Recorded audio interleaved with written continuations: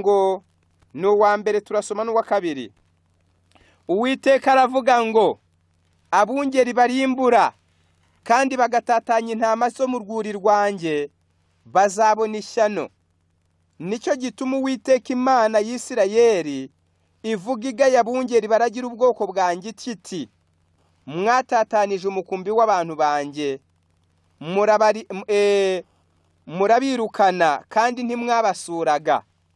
Dore ngiye kubitura ibibi by'ibyo mwakoze, ni ku Uwiteka avuga. Uyu murongo ubw'Imana izaba yitura igihano kitarimo abandi banyabyaha.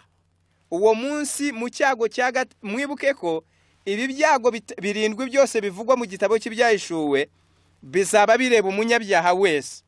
Ariko mu cyago cya gatandatu kizaba ari igihe cy'Imana cyo kwitura abungeri bayobeje umukumbi. Maze kandi Imana izabitura ikoresheje amaboko yabo bayobeje.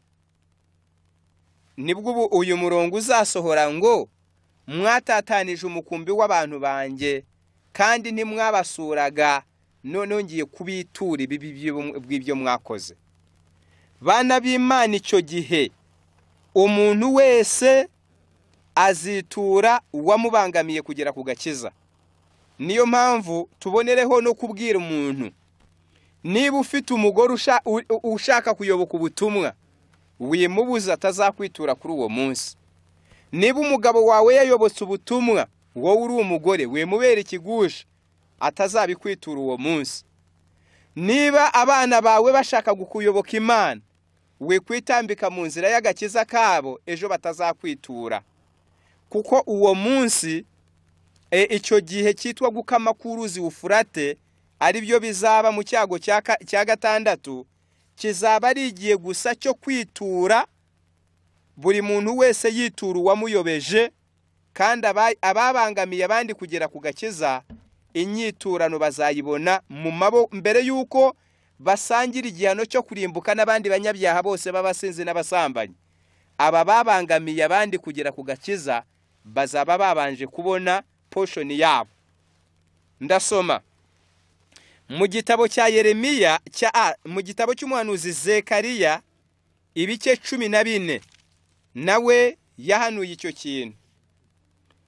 Zekariya ibice 14 nawe yahanuye iby'icyo kintu, abihanura muri aya magambo.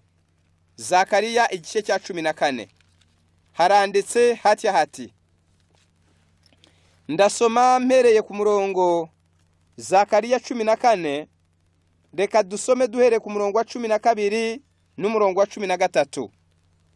Iki nicyo cyago Uwiteka azateza amahanga yose yarwanije Yerusalemu. Iyo bavuga kurwanya Yerusalemu baba bavuga barwanije itorero ry'Imana. Hano Imana yakoresheje Yerusalemu ariko mu gushaka kuvuga itorero. Iki nicyo cyago Uwiteka azateza amahanga yose yarwanije Yerusalemu. Bazashira bahagaze, amaso yabo azashirira mu bihene, kandi indimi zabo zizaborera mu kanwa. Uwo munsi imidugararo ikomeye iturutse ku Uwiteka izaba muri bo, maze bazasubiranamo, umuntu wese azafata mugenzi we barwane. Ibi bizaba ryari? Ni muri icyo gihe cy'icyago cya gatandatu, aricyo gihe cyitwa cyo Gukama Kuruzi Ufurate. Bisanzwe bizi ko imidugararo ituruka kuri Satani, ariko hano Bibiliya tubwira ngo uwo munsi imidugararo ikomeye iturutse ku Uwiteka izaba mu bantu. Uwiteka niwe uzaba wawucanye uwo muriro, bitewe n'amategeko ye yagaragaje mu kirere. Aba banyabyaha bayobejwe kuyica, bakayobwa kugira ngo banga abayamamaza babarenganye babafunge, aribyo bizazana akarengane gaheruka. Bazatahura ko burya bakoze umurimo wa Satani, ariko bohejwe n'ababayoboraga mu by'iyobokamana. Agahinda n'akababaro bazabyitura babayobeje. Niyo mpamvu nibwo ubwo buhanuzi buzasohora ngo uwo munsi imidugararo ikomeye iturutse ku Uwiteka izaba mu bantu, maze bazasubiranamo, umuntu wese azafata mugenzi we barwane. Umuhanuzi yabivuzeho muri iki gitabo cyitwa Intambara Ikomeye. Reka nsomemo amagambo make. Intambara Ikomeye, urupapuro rwa 655. Twongere dusoma amagambo asongera ariya twasomye muri iriya ntoya. Harimo aya magambo atubwira ati icyigisho cya 41 haranditse ngo ministers and people see that they have not sustained the right relation to God. Ubwo nibwo abapasitoro n'abizera bayoboraga bazabona ko burya nta mubano bari bafitanye n'Imana. They see that they have rebelled against the author of all just and righteous law. Babone ko bigometse ku Mana ariyo yatanze amategeko akiranuka. The setting aside of the divine precepts gave rise to thousands of springs of evil, discord, hatred, iniquity, until the earth became one vast field of strife, one sink of corruption. One sink of corruption. Byaratumye ku isi hasibuka amasoko ibihumbi y'urugomo n'ubugizi bwa nabi. No language can express the longing which the disobedient and disloyal feel for that which they have lost forever. Nta rurimi rwasobanura uko abatumvira, abanyabyaha bazaba barimo kwifuza ibyo bazimije by'iteka ryose, ariko gakiza ku bugingo bwabo. Noneho mu gahinda kabo dore uko bizagenda. People see that they have been deluded. Rubanda bazabona ko burya bayobejwe. Nibabona ko bayobejwe, they accuse one another for having led them to destruction. Bazasubiranamo buri wese ashinje mugenzi we ngo ni wowe utumye ndimbuka. But all unite in heaping their bitterest condemnation upon the ministers. Ariko bose bazaba bahuriza imivumo yabishaririye kuba pasitoro babo. Bana b'Imana, ibi ntabwo tubisomera kugira ngo tugire uwo dusebye, ahubwo turabisomera kuko ari impamo y'ukuri kutazabura gusohora. Imana ishaka ko abantu bakizwa kandi bakamenya ukuri. Imana ifuhira abantu bayo bayobwa n'abungeri b'ibinyoma. Niyo mpamvu umuntu wese wigisha iby'idini ajya asuzuma ibyo yigisha. N'umuntu wese wayobotse idini ajya asuzuma amahame idini yayobotse igenderaho, kugira ngo hato tutazasohorerwaho n'ubu buhanuzi. Ndakomeza. Byanditswe bikomeza bitubwira bitya biti. The marches are filled with fury. Rubanda bazuzura uburakari bumeze nk'ibisazi. We are lost, they cry, and you are the cause of our ruin. Bazajya bavuga bati turarimbutse kandi nimwe muturimbuye. And they turn upon the false shepherds. Nibwo bazahindukirira abungeri b'ibinyoma. The very ones that once admired them most will pronounce them most dreadful curses. Rubanda babandi bakomeraga abapasitora amashyi bakabataka bazabarundaho imivumo ishaririye. Ngo bya biganza byabambikaga amakamba nibyo bizabangura ibiti n'imihoro kubarimbura, bitewe nuko batahuye ko babayobeje. Rero Imana ishaka yuko tuyoboka ukuri, umuntu akizerera mu kuri kandi tukaba abanyakuri. Reka icyo gihe hari ubundi buhanuzi bwa Bibiliya buzasohora, ni nabwo tugiye gusoma tugana ku musozo w'icyigisho cyacyo. Icyo gihe hari ubundi buhanuzi bwa Bibiliya buzasohora, n'ubu dusoma muri iri jambo ry'Imana. ubwo buhanuzi buzasohora buvuga butya buti. Turasoma mu gitabo cya Amosi ibice 8 umurongo wa 11.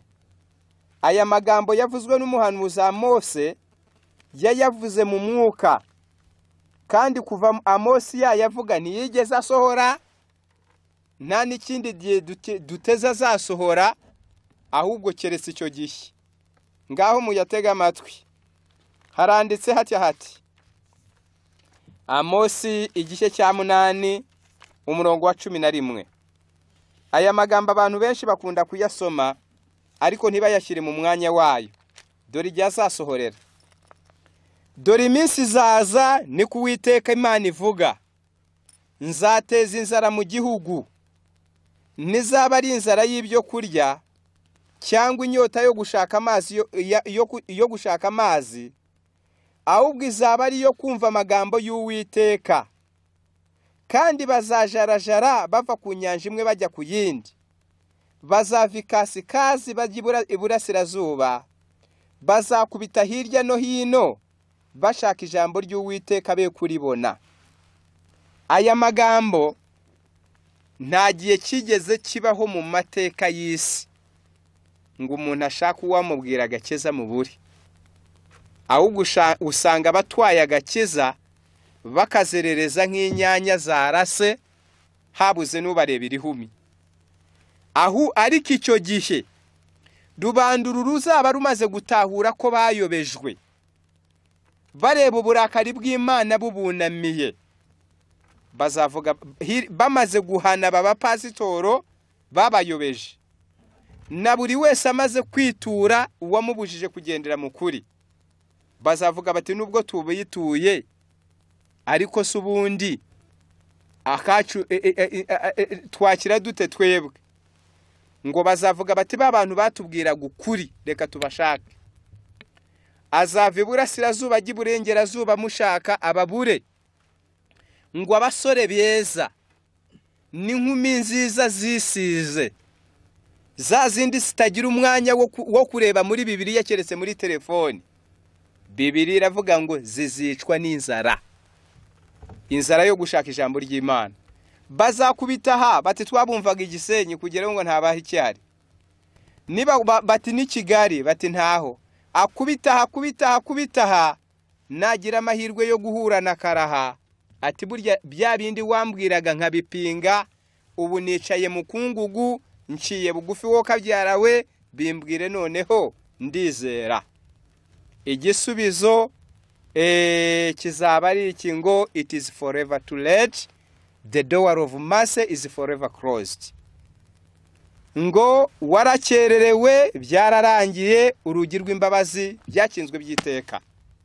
Niyo mpamvu bikitwa none turangurura tubwira buri muntu ngo mushaka Uwiteka bigishoboka ko abonwa, mumwambaze akiri bugufi, mwakira umucyo mugifite umucyo, kuko hirya hagiye kuza ijoro igicuku kitazagira umuseke.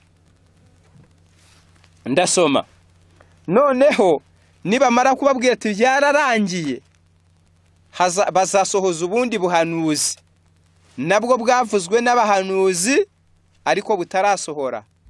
Ni mu Byahishuwe igice cya 3 umurongo wa 9. Mu Byahishuwe igice cya 3 ku murongo wa 9, dore ubuhanuzi abanyabyaha bazasohoza icyo gihe. Nubu haranditse ngo, haranditse hati 3:9 umurongo igitabo cy'Ibyahishuwe. Dore nguhaye bamwe bo mu isinagogi ya Satani, biyita Abayuda nyamara atari bo, ahubwo ari abanyabinyoma. Dore nzabahata kuza bikubita imbere y'ibirenge byawe, bamenye yuko nagukunze.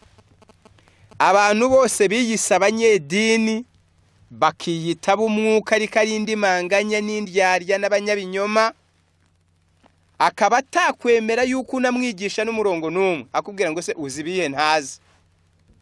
Abantu bose bigize banagiwa mu by'idini nibo hano bavugwa ko ari abo mu isinagogi ya Satani, biyita abayuda nyamara atari bo. Uwo munsi bazemera ngo muraturusha. Nibamara kubwirwa yuko byarangiye, bazikubita hasi ku birenge by'abera, babwire bate ko Imana yarabakunze. Ibi mwebwe mwamenye mute ko ari iby'ukuri? Ko twagiraga ngo nitwe tugira umwuka, ariko ukuri kwaratwihishe. Bikubita imbere y'abera bati koko Imana yarabakunze. Rero bana b'Imana, muduteze amatwi. Ibyanditswe mu gitabo cy'Ibyahishuwe 16 umurongo wa 12